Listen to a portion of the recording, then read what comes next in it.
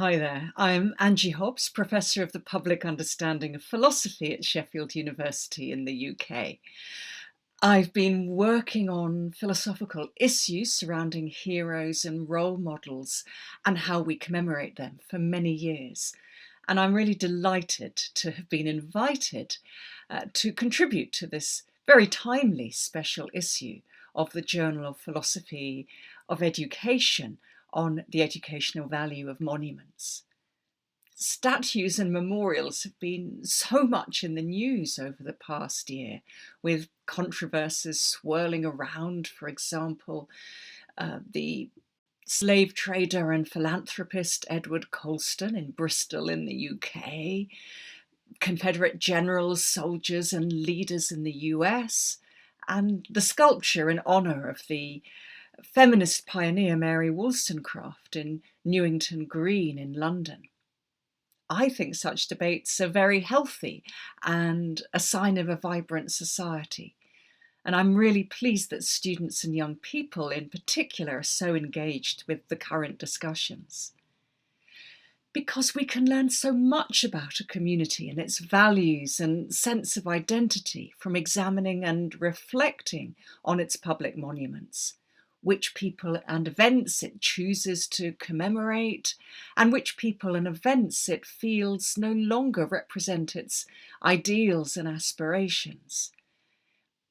These are issues with rich philosophical dimensions, and I have really enjoyed exploring them in my article, The Who, How, Where and When of Statues. I first look at the different and complex reasons a community might have for erecting and maintaining a statue or memorial. And I then go on to consider why an existing monument might be thought no longer appropriate or even highly offensive. The problem might be the subject itself, their actions or qualities, or it might be the style of the commemoration. For instance, although few would object to a sculpture in honour of Wollstonecraft, some people have been unhappy at its execution.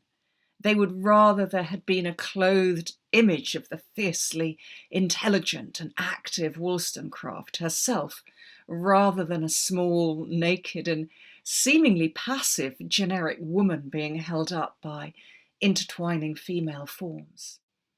Other people have found the sculpture very moving. But what should happen if a statue or memorial becomes controversial?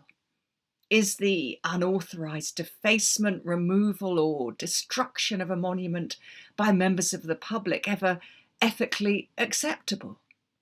Should the artistic or historic value of the statue be taken into consideration?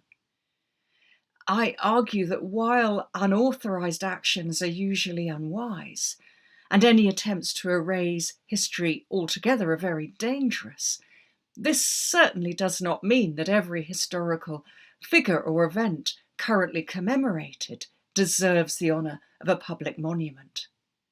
A statue can be relocated to a museum accompanied by clear information about why and when it was erected, and why, how and when it was removed.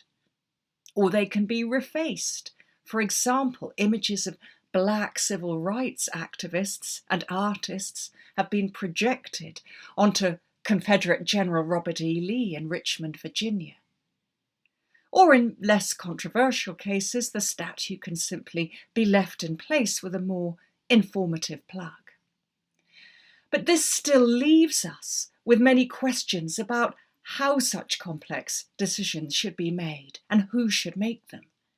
I conclude by calling for much more in the way of public debate and consultation about existing and future monuments.